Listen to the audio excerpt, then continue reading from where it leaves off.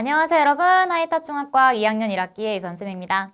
여러분 이번 시간은 우리 교재 첫 번째 시간입니다. 자, 오늘은 바로 물질의 특성이라는 단원에서 이 물질의 특성이란 어떤 의미이며 그 중에서도 첫 번째 물질의 특성인 밀도의 개념에 대해서 한번 자세히 알아볼 거예요. 자, 그럼 바로 한번 시작해 볼 건데요. 우선 우리는 겉보기 성질에 대해서 생각해 볼 겁니다. 자, 겉보기, 말 그대로 물체를 겉으로 관찰했을 때 어떤 성질을 가지고 있는 것처럼 보이는가 이와 관련된 성질인데요. 감각기관을 이용하여 알아볼 수 있는 물질의 성질을 겉보기 성질이라고 합니다. 예를 들면 우리 눈으로 확인할 수 있는 색깔, 그리고 코로 냄새도 맡아볼 수 있죠? 맛도 볼 수 있고요. 굳기, 단단한 정도를 의미합니다. 그리고 촉감 등이 있어요. 자, 이렇게 물질이 겉으로 보기에 색깔이 다르면 두 물질은 다른 물질이구나 하고 구별할 수 있는 것처럼 물질만이 가지고 있는 고유한 성질이 이 겉보기 성질이 될 수 있습니다. 자, 겉보기 성질을 이용한 물질의 구별. 이번 단원에서는요, 이런 물질 각각의 성질을 이용해서 구별해내고 섞여 있으면 이걸 분리해내고 자, 이 작업이 굉장히 중요합니다. 자, 여러분 여기 보이는 것처럼 설탕과 소금은 한눈에 보기에 무언가 하얀 가루처럼 보이는 데에서는 공통점을 가지고 있죠. 하지만 우리가 잘 알고 있다시피 맛이 다르다는 특징을 가지고 있습니다. 즉, 이런 겉보기 성질을 이용하여 두 물질을 구분할 수 있겠죠. 자, 그거 이외에도요, 여기 나와 있는 물과 무색의 식초는 모두 투명한데도 맛도 다르고 냄새도 달라서 구별을 할 수가 있습니다. 자, 이런 것처럼요, 우리가 오감을 이용해서 구분을 해낼 수 있다면 그것은 겉보기 성질을 가지고 구분하는 거구나 라는 거 여러분들 중요하게 봐주시면 좋겠습니다. 자, 그럼 이번엔 물질의 특성에 대해서 볼 건데요. 물질의 성질 중에서 양에 따라서 달라지지 않는 그 물질만의 고유한 성질을 물질의 특성이라고 합니다. 자, 예를 들어 볼까요? 방금 우리가 소금과 설탕에 대해서 얘기를 했는데 소금의 양이 많아진다고 해서 그 맛이 바뀌는 거 아니죠. 설탕도 역시 많아진다고 해서 그 맛이 바뀌는 것이 아닙니다. 자, 이처럼 물질의 고유한 성질이라는 것은요, 이 각각의 양과는 관련이 없는 개념이에요. 자, 이거 굉장히 중요합니다. 학교 시험 문제에서도 물질의 양, 질량, 무게 이것과 물질의 고유한 성질이 관련 없다는 것을 가지고 계속해서 문제 출제하니까요. 자, 그럼 이어서 겉보기 성질만으로 물질을 구별하기 어려운 경우에 이 물질의 특성까지 이용하게 된다면 물질을 구별할 수 있게 됩니다. 자, 그래서 이번 단원에서는 이런 겉보기 성질 이외에도 밀도라는 물질의 성질, 그리고 끓는 점이라는 물질의 성질, 그리고 녹는 점, 어는 점. 자, 둘은 같은 수치를 가지고 있어서 묶여 있고요. 그리고 용해도라는 물질의 성질. 자, 이것들을 묶어서 물질의 특성이라고 하거든요. 이 물질의 특성에 따라서 구별하는 방법에 대해서 한번 이야기해 볼 거예요. 자, 그러면 예를 들어서 어떤 것들이 있는지 한번 살펴보죠. 자, 여기 금이라는 물질이 나와 있습니다. 자, 금. 우리가 금이라고 하면 어떤 게 생각이 나죠? 맞아요. 노란색의 뭔가 빛나는 그런 금속의 성질을 떠올릴 수 있을 거예요. 자, 여기 보이는 것처럼 노란색 광택을 띠고 있습니다. 빛을 반사한다는 특징, 바로 광택이고요. 다양한 모양으로 만들기가 쉬워요. 이 금의 경우는요, 생각보다 많이 무릅니다. 그래서 만지는 대로 다양한 모양으로 만들 수가 있어요. 자, 또 헬륨이라는 물질은요, 공기보다 가볍다는 특징을 가지고 있어요. 자, 여기에서 공기보다 가볍다는 것은 우리가 이번 시간에 마저 배울 밀도와 관련이 되어 있는 거예요. 밀도가 공기보다 작다 라는 것을 보여주는 표현입니다. 그래서 위로 떠오르는 이런 성질을 가지고 있고요. 또한 설탕은 물에 넣고 저으면 녹아서 물에 섞인다 라고 되어 있어요. 자, 여기 녹는다는 것은 이번 단원에서 또 배울 용해도와 관련이 되어 있습니다. 자, 한 물질이 다른 물질에 얼마나 잘 녹는가를 보여주는 이 용해도 역시 우리가 다음 시간에 배워볼 개념이에요. 자, 그러면 우리 개념 빌드업 한번 채워보면서 이번 단원에서 배우는 밀도 조금 넘어가 볼게요. 자, 우선 첫 번째로 색깔과 맛과 같이 감각기관을 이용하여 알아볼 수 있는 물질의 성질을 우리는 겉보기 성질이라고 했습니다. 자, 그리고 이 중에 물질의 특성이라고 할 수 있는 거. 자, 우리 물질만이 가지고 있는 고유한 특성을 보고 물질의 특성이라고 했어요. 다른 물질과 구별되는 그 물질만의 고유한 성질을 의미합니다. 자, 다른 물질, 예를 들면 소금과 설탕을 구분하는 그 특징, 그 성질을 보고 우리가 물질의 특성이라고 하는 거예요. 자, 물질의 양에 따라서 이 물질의 특성은요, 달라지지 않는다는 것이 중요합니다. 이번에는 밀도, 첫 번째 물질의 특성이 되는 밀도에 대해서 한번 알아보도록 하겠습니다. 자, 밀도라는 이 단어의 표현부터 우리가 한번 뜯어보면 밀도의 밀은요, 우리가 밀집되어 있다라고 할 때에 이 밀과 같은 표현이에요. 자, 그러면 얼마나 빽빽한가, 얼마나 밀집되어 있는가, 이 안에 얼마나 많은 양이 들어있는가, 자, 이걸 나타내는 정도가 바로 밀도입니다. 자, 그러면요, 이 밀도에 대해 이야기를 할 때는 특정 부피 안에 얼만큼의 양이 들어있는지, 자, 이것을 우리가 한번 따져보는 것이거든요. 그래서 우리가 이 밀도에 대해 공부할 때 지금부터 뭘 할 거냐면 부피란 무엇이며 고체, 액체, 기체의 부피는 어떻게 측정할 것인지를 먼저 배울 겁니다. 그리고 나서 질량을 측정하는 방법을 배워서 이 밀도를 어떻게 계산할지를 알아볼 거예요. 자, 우선 우리가 부피에 대해서 알아볼 건데 물질의 부피는 모든 물질들이 상태 관계없이 차지하는 공간의 크기를 우리가 부피라고 합니다. 이 부피의 단위가 되는 것들은요, 세제곱 센티미터, 세제곱 미터, 그리고 밀리리터와 리터 등의 단위를 사용하고 있어요. 자, 우리가 저기 세제곱이라고 표현하는 것은 수학에서 한번 부피 계산을 했던 걸 떠올려 보시면 됩니다. 자, 예를 들면 이렇게 생긴 정육면체 떠올려 볼게요. 자, 정육면체의 한 변의 길이를 제가 1cm라고 한다면 가로, 세로, 높이. 자, 이것의 부피를 구할 때 우리가 어떻게 구하죠? 가로와 세로, 그리고 높이 이렇게 곱해서 1세제곱 센티미터로 구합니다. 자, 즉 길이 곱하기 길이 곱하기 길이니까요. 길이의 세제곱 단위가 만들어지게 되는 거죠. 자, 그리고 또는 밀리리터라고 하는 부피를 등장시켜서 우리가 길이가 아닌 이 눈금 실린더 등으로 읽을 수 있는 부피를 갖고 이야기를 하는 거예요. 자, 그러면 첫 번째로 고체는 어떻게 부피를 측정할까에 대해서 알아보겠습니다. 자, 고체는요, 모양이 규칙적인 고체도 있을 것이고 불규칙한 고체도 있을 것이에요. 자, 그런데 규칙적인 고체는요, 우리가 수학 시간에 했던 것과 마찬가지의 방법입니다. 자, 어떻게 하냐면 각 모서리의 길이 등을 측정해서 부피를 계산해내는 것인데요. 계산하는 방법은 직육면체의 경우에는 방금 전에 우리가 했던 것처럼 가로와 세로 그리고 높이를 곱하기만 하면 되는 거예요. 자, 그런데 모양이 불규칙한 고체, 자, 여기서부터 우리가 시험 문제에 자주 출제가 될 수 있습니다. 자, 여러분, 모양이 불규칙하면요, 우리가 액체의 도움을 받아야 합니다. 자, 어떻게 하냐면 고체를 액체 속에 넣어야 해요. 자, 그런데 이때 액체의 특징, 고체를 녹이지 않는 액체를 사용해야 되겠죠. 자, 예를 들어서 우리가 소금의 이 부피를 측정하고 싶어서 물에 넣으면 물에 이 소금이 녹아버릴 거예요. 그러니까 이 액체의 특징은 가장 먼저 고체를 녹이지 않아야 한다는 것이 중요합니다. 자, 이렇게 고체를 액체 속에 넣었을 때 증가한 액체의 부피를 측정하여 구할 수가 있어요. 자, 이때 고체의 부피는 고체를 넣은 액체의 부피에서 처음 액체의 부피를 빼주면 되는 겁니다. 자, 이거 왜 그렇게 됐는지 한번 알아볼 건데, 자, 지금 여기 표에서는 또다시 나눴어요. 어떻게 나누냐면 물에 가라앉는 고체도 있고 뜨는 고체도 있습니다. 자, 여러분, 가라앉는 고체는요, 실을 매달아서 넣으면 되고요.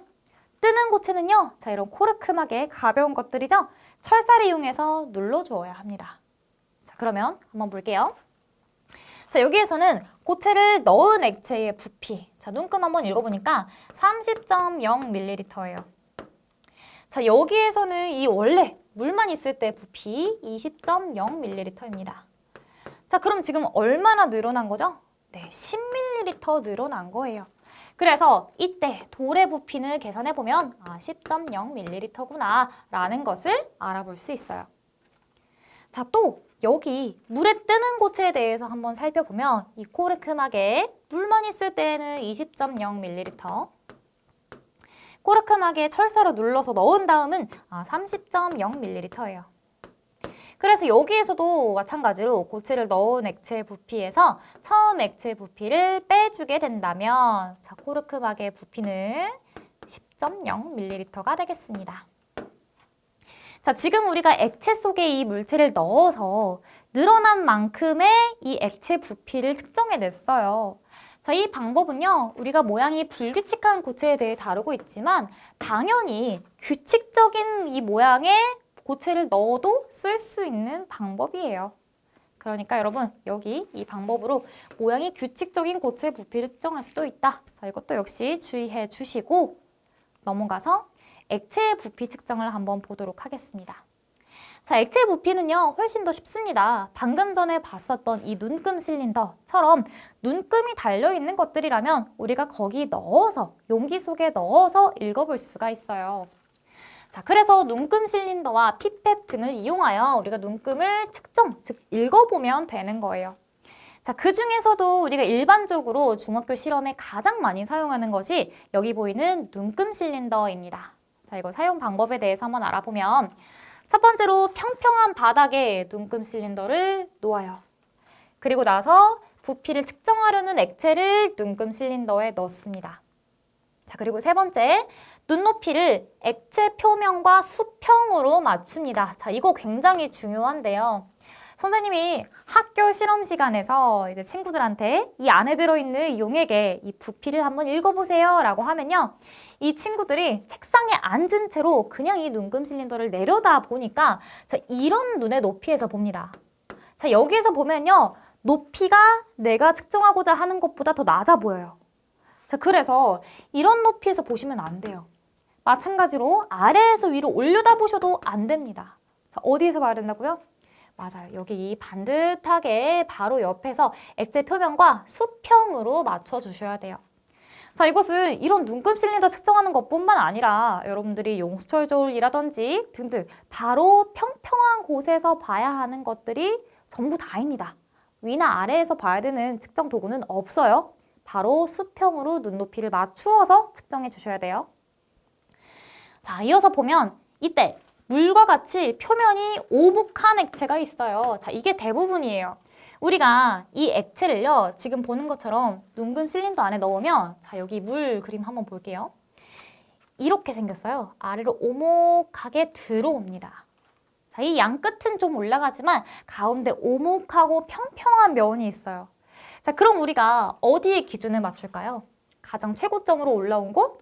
아니요. 가장 최저점, 여기 평평한 곳에 눈을 맞추고 봐야 합니다. 자, 그러면 이런 물 말고도요, 위로 볼록하게 올라오는 물질이 있어요. 어떤 게 있냐면 수은.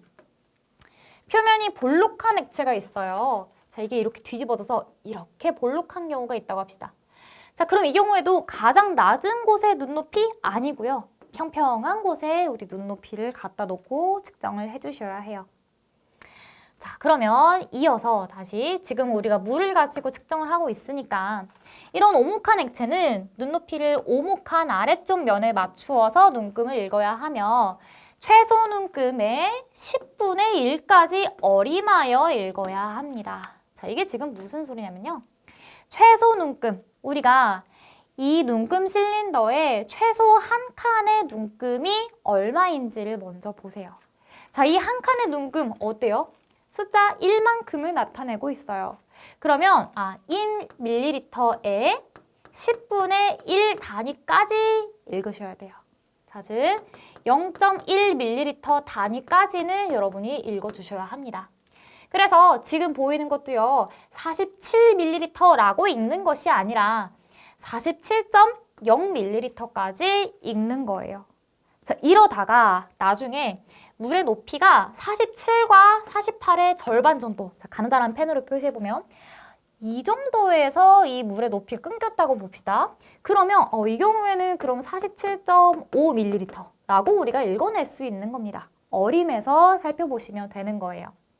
그래서 눈금의 10분의 1 단위까지 읽는 거 중요하다는 거 알고 계시고요.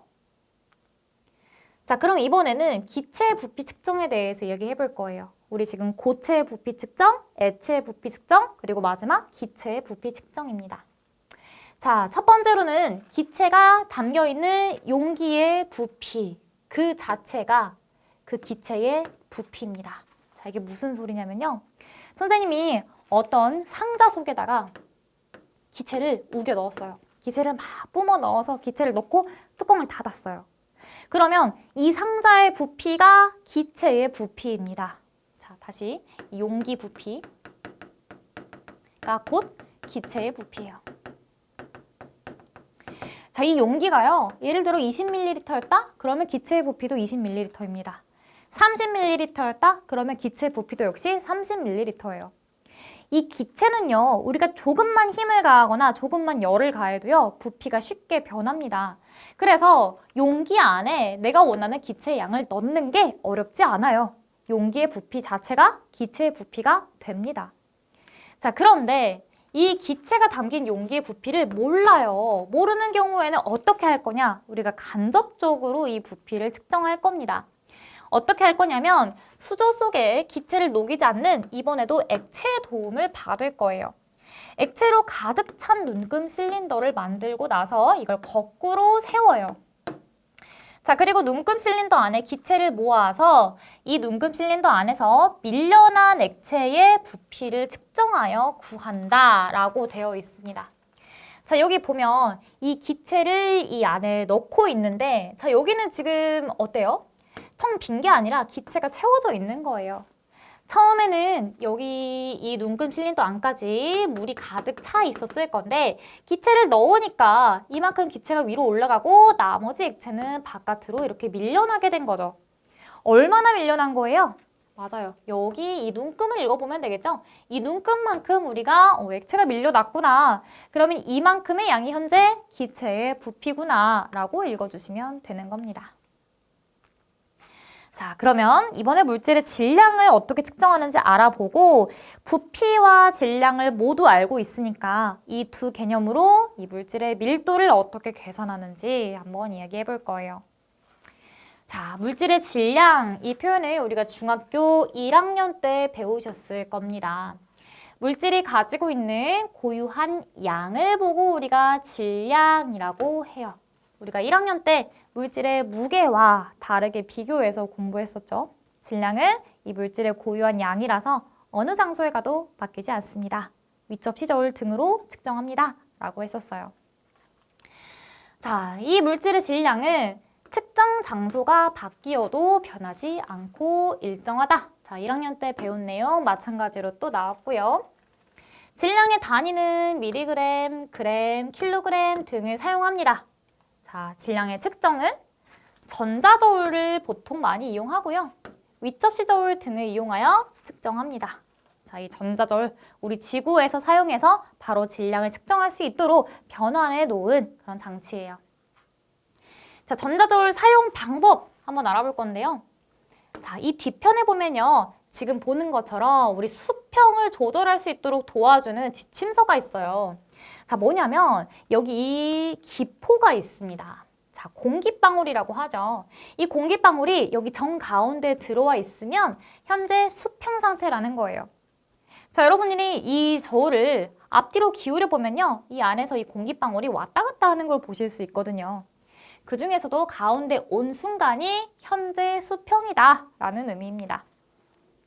자, 그러면 여기 저울을 평평한 곳에 놓고 수평을 맞춘 다음 전원을 켠다 라고 되어 있어요. 자, 근데 만약에 이거 전원을 켰고 여기 살펴봤는데 수평이 아니었다. 그러면 이 밑에 다리가 이렇게 앞, 뒤에, 앞에, 뒤에 이렇게 다 해서 4개가 있거든요. 이 다리를 여러분이 나사를 돌려서 풀거나 조여서 맞추시면 돼요.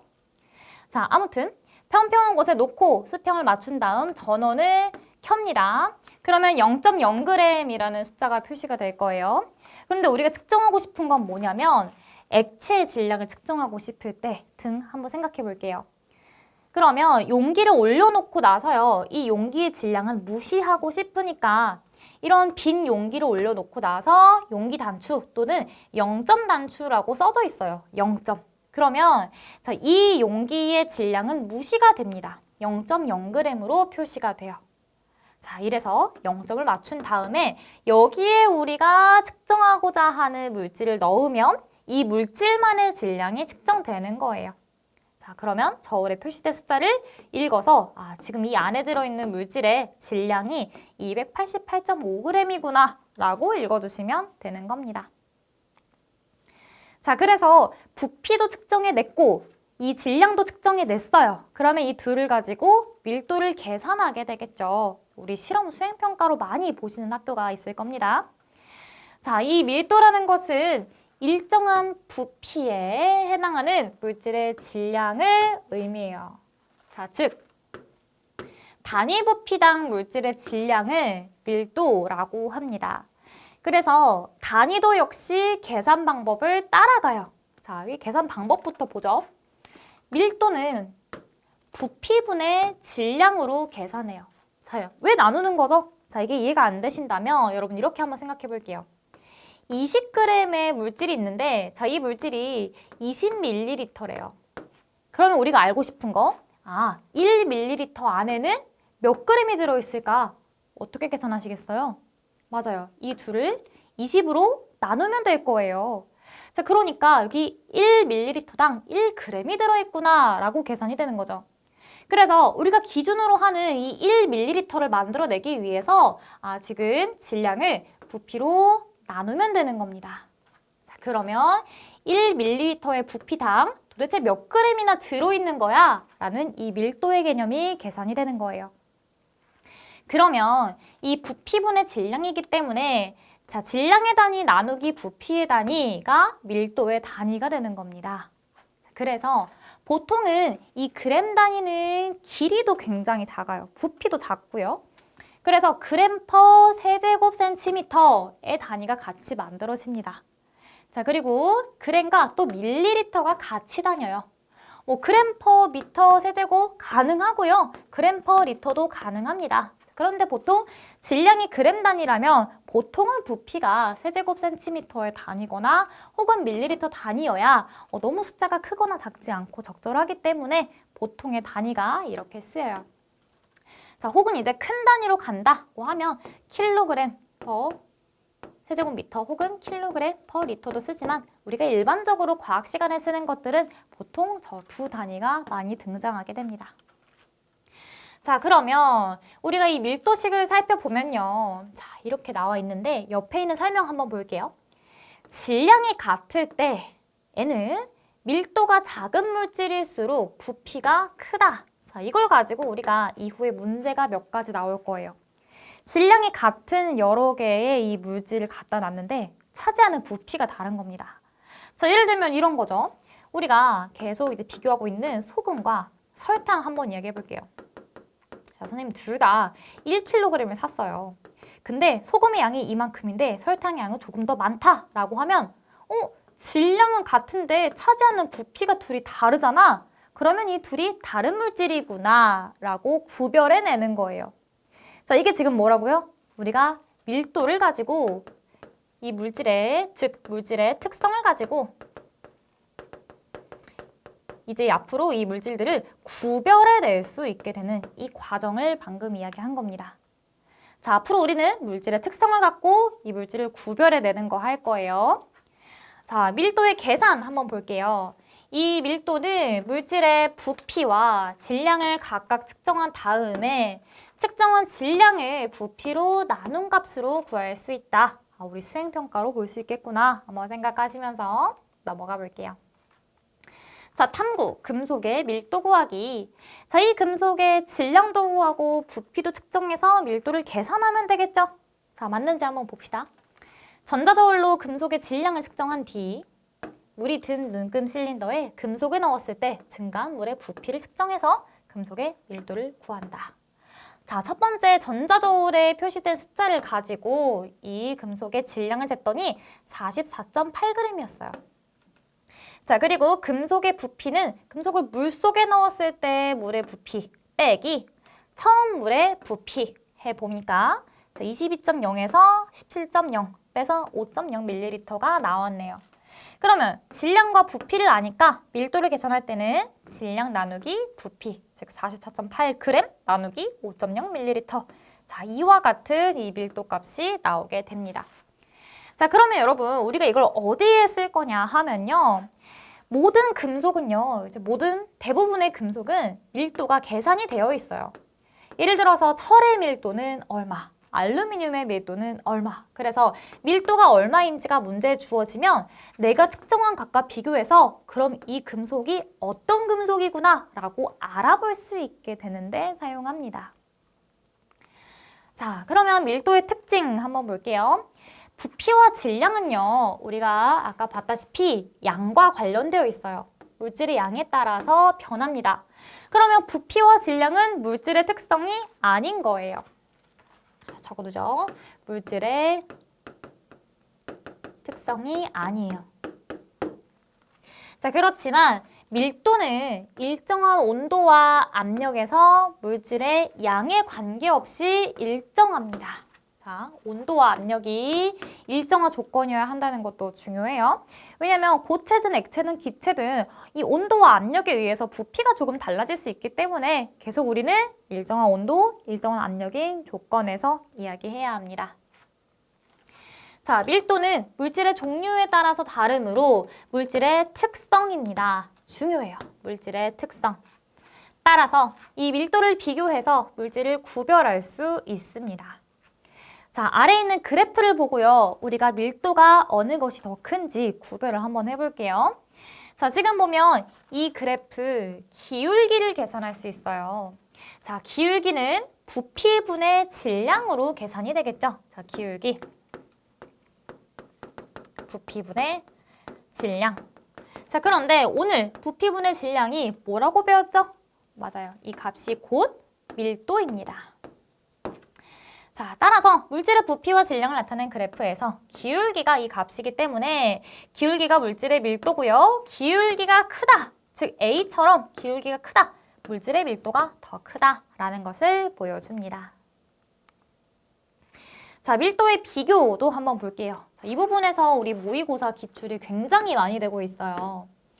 자, 밀도는요, 물질이 뜨거나 가라앉는 현상은 물질의 밀도를 비교하여 설명할 수 있게 됩니다. 자, 예를 들어서 글리세린 굉장히 꾸덕꾸덕한 액체인데요. 여기에 돌을 넣으면 돌이 글리세린 아래로 가라앉아요. 자, 이는 글리세린보다 돌의 밀도가 더 크기 때문입니다. 자, 반면에 여기에 물을 넣으면 물이 글리세린 위로 떠올라요. 자, 또 이것보다 차례로 더 밀도가 작은 것들이 위쪽을 차지하고 있는 겁니다. 그래서 여러분들이 앞으로 이런 사진을 보시고 밀도가 작은 것이 위에 있고 밀도가 클수록 아래에 있구나, 이 성질을 갖고 밀도를 비교할 수 있어야 돼요. 자, 그러면 상대적으로 밀도가 큰 물질은 아래로 가라앉고 밀도가 작은 물질은 위로 뜬다는 거 기억해 주시고요. 자, 그러면 기체의 밀도도 역시 마찬가지예요. 우리 공기 중에 있는 이 공기보다도 밀도가 작으면 위로, 크면 아래로 가라앉아요. 자, 보죠. 서로 다른 종류의 기체를 채운 풍선을 공기 중에 두었을 때 뜨거나 가라앉는 현상을 관찰해서 기체의 밀도를 비교할 수 있어요. 헬륨을 채운 풍선은 공기 중에서 위로 뜨고요. 헬륨은 공기보다 밀도가 작다는 걸 보여주죠. 자, 또 이산화탄소를 채운 풍선은 공기 중에서 아래로 가라앉는데 이것은 이산화탄소가 공기보다 밀도가 크다는 것을 보여줍니다. 자, 그러면 여러 가지 물질의 밀도 한번 볼게요.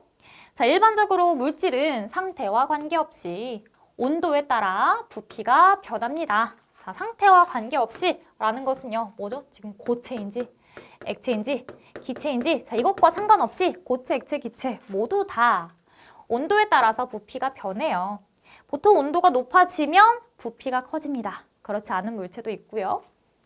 자, 또한 고체와 액체는 압력에 따라서 부피가 거의 변하지 않는데 기체는 압력에 따라서 부피가 아주 크게 변합니다. 자, 한번 상상해보죠. 우리가 풍선 안에 들어있는 이 기체를 힘을 꽉 주면요, 이 풍선 작아질 수 있어요. 압력이 커지면 기체의 부피는 작아져요. 그리고 이 풍선, 우리가 하늘 높이 띄어보면 하늘 높은 곳에선 대기압이 낮아지니까 부피가 커지죠. 그래서 기체는요, 압력의 영향까지 받는 상태다라는 거 기억해 주시고요. 따라서 밀도를 나타낼 때 상태와 관계없이 온도를 함께 표시해야 되고 기체는 온도도 표시하지만 압력도 함께 표시해야 한다는 점 중요합니다. 자, 그래서 여기 나와 있는 것은 25도씨 1기압, 그러니까 상온에서 우리가 평소 생활하는 이 평균 상온의 온도에서 1기압이라는 압력 상황에서 여러 가지 물질의 밀도에 대해 나타낸 거예요. 1기압이 우리 지표면에서 느낄 수 있는 정도의 압력을 의미합니다. 자, 알루미늄, 철, 금, 식용유, 물, 글리세린 등등 여기 측정된 것은 물질의 특성이기 때문에 바뀌지 않아요. 그래서 우리가 특정 물질의 이 밀도가 예를 들어 1g/세제곱센티미터였다 라고 하면 이 물질은 물입니다 라고 답해도 되는 겁니다. 그래서 물질의 특성은 이 물질만의 고유한 성질, 다른 물질과 구별되는 고유한 성질입니다. 자, 온도에 따른 물질의 밀도 변화를 볼 건데요. 대부분의 물질은 온도가 높아지면 질량은 변하지 않아요. 그런데 부피가 커짐으로 밀도가 작아집니다. 자, 우리 분수로 한번 살펴보죠.